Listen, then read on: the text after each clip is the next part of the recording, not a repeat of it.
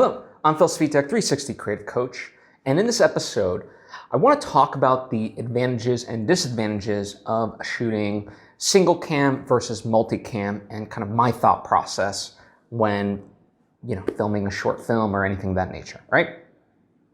So before I get into it though, I would like to take the opportunity to invite you to subscribe if you haven't already. That way you get all the various lessons and episodes that I put out right when I put them out. Thank you if you just did, and thank you if you already were. It truly does mean a lot to me, as I hope it does to you. All right, so let's get into today's lesson or discussion. So for me, just being upfront, whenever possible, I will always try to shoot multiple cameras. Now, the reason for this is because it just affords me to shoot a lot more coverage a lot faster. And given my documentary background, in a way, even if it's scripted stuff, I like to just basically capture things in the moment, and rather than have actors redo things. To me, I love the freneticism that comes with just kind of quick performances rather than just the repetitive nature of it, right? So, in that sense, I will, whenever possible, try to do multiple cameras, but it also in that sense has an advantage. Like a lot of times, let's say for documentary work, if you're doing a sit-down interview, then especially for something like that, you have the ability to set, if the person's sitting just kind of down, and you're interviewing a single person, you want the coverage, right? Especially because the answers that they're giving, since it's not scripted, you don't want to have to repeat multiple times.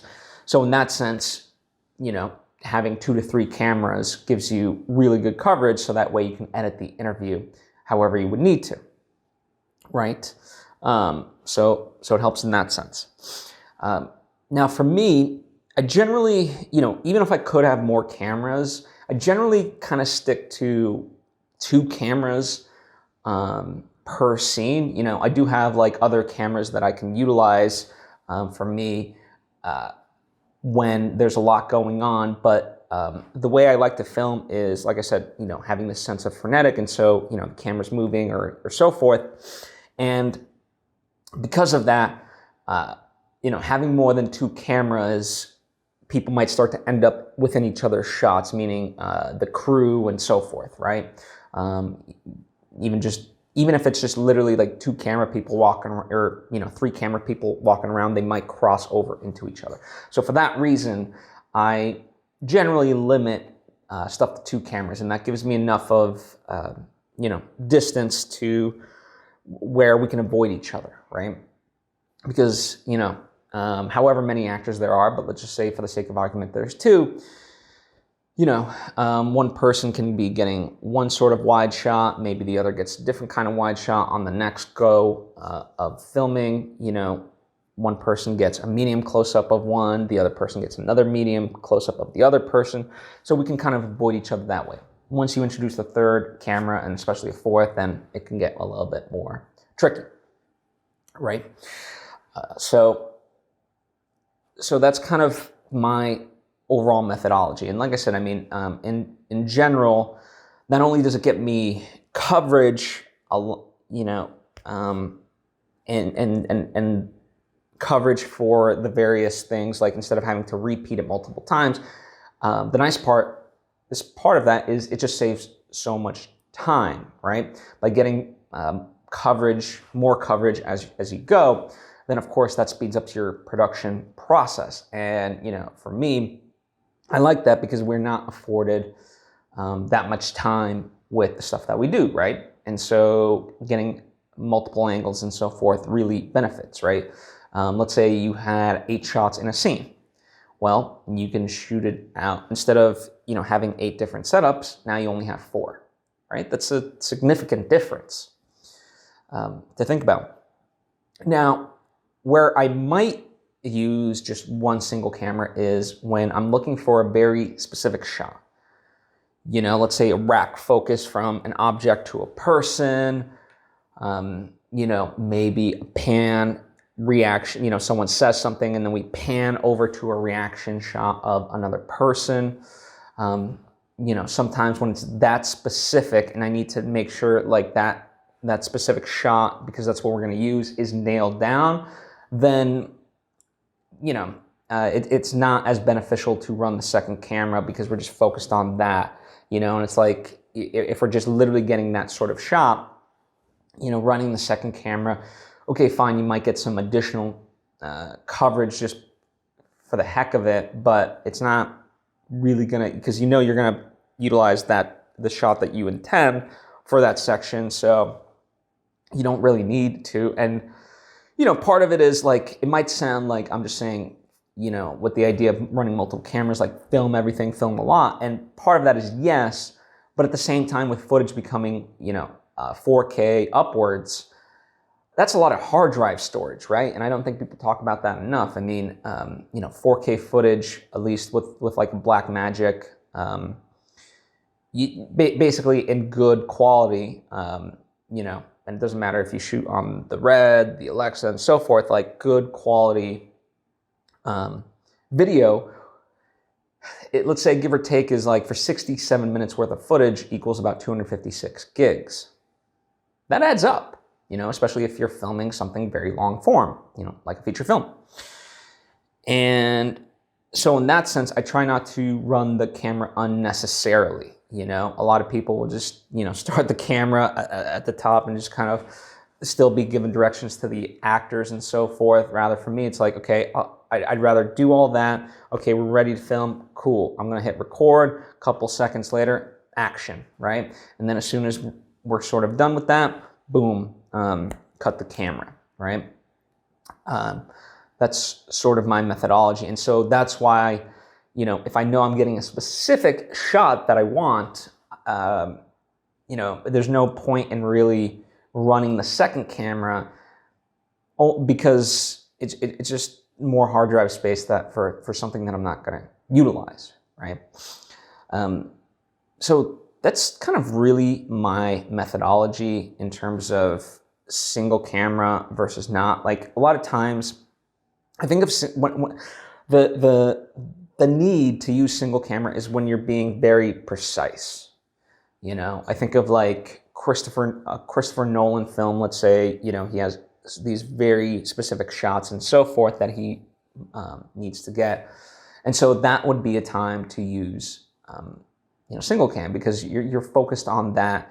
And something of that budget, yeah, they can kind of, I mean, not that they have the luxury of time, but they certainly have it more so than most indie filmmakers. And so, if you're going to go with one camera, you have to, I think part of the trade-off is knowing more so you have to be specific with what you need. And I would even say, like, instead of, if you need like a close-up of a person, rather than film the entire scene, just figure out what parts you actually do need. Because, I mean, in general, right, this is not a hard and fast rule, but let's say, you have a scene, they kind of open up, two people come together, they greet each other, then they sit down and so forth, right? You don't need necessarily them coming together, hugging and so forth in a close-up. Once they sit down and the scene, and they kind of get rid of the banter stuff, the stuff that's kind of superfluous, and get to the nitty-gritty of the scene, then yes, to feel the emotion, you're probably going to want to be in close-up coverage. And so maybe just start there instead of doing the entire scene, and that's where like shot listing and having line scripts is important, so you know what coverage you need for what and how much coverage of it you have. And it's something, that I utilize even when I'm filming with multiple cameras. I don't always film the entire scene with two cameras, and then just repeat in different angles and shots. I'll be like, okay, great, we have this, like a lot of times for me, I utilize wide shots for the beginnings of scenes, the ends, and if there's like big movement somewhere in the middle, right? So I might just get those three little chunks, film that, and be like, okay, cool, let's move on, right? So that's kind of my methodology, and overall, whatever process works for you is the best one, right? There's not like, a lot of people get hung up on like how other people do it. And it's like, well, if it works for you, then adopt it. But I just wanted to give you all these things to think about in that way. And, granted, sometimes you might not have the luxury of having multiple cameras just because you can't get your hands on the camera that you want. Now, to that also, some people will be like, oh, we need to shoot on an Alexa and we only have one Alexa, and so we'll shoot on that. And it's like, depending on ultimately what you're trying to do, that could be good, right? But I think at the end of the day, too many people hang their hat on the quality of the camera that they have versus focusing on more of the story, the acting, and so forth. And, nowadays, even like smartphones, like they film really good quality. So, just get a couple of, even if like you traded off and had two smartphones filming a scene, and then you get the coverage, great.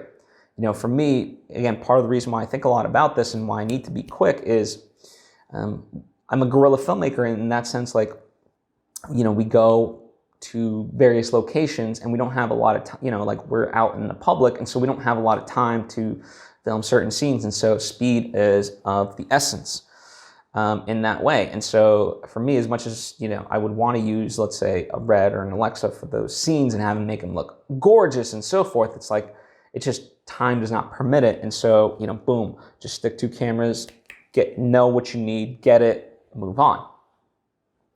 And again, but sometimes, like I said, the back and forth of it is maybe I do want to be specific and get like one particular shot. So, okay, just do that one and keep it moving, especially if it's, a lot of times if it's like a very short scene, I think sometimes people overcut it and overshoot.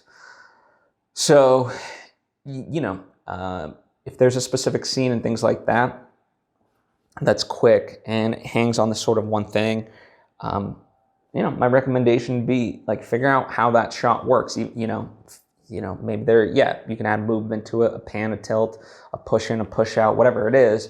But you don't always have to like get coverage for the sake of coverage. No, if you know that it works, like just do that one single thing and then you can keep it moving. It's certainly kind of how the Wachowskis were very specific with their ideas for The Matrix, the original Matrix movie.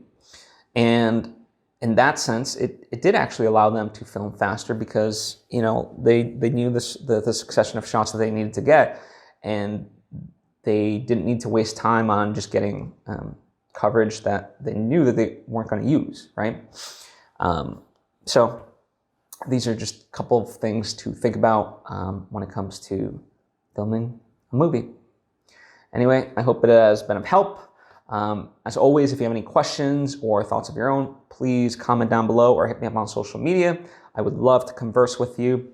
Also, speaking of films, we're in the final days of a crowdfund for my team's feature film called Autumn into Fall. The link is in the description. It would mean the world to me if you just checked it out, right? Just check it out. Information about what the movie is, what we're trying to achieve is all there. So check it out. And, we've tried to create cool perks to incentivize people for contributing. So it's not just like, hey, give us money. Like there's something in return that is cool. So all that information is there. Check it out.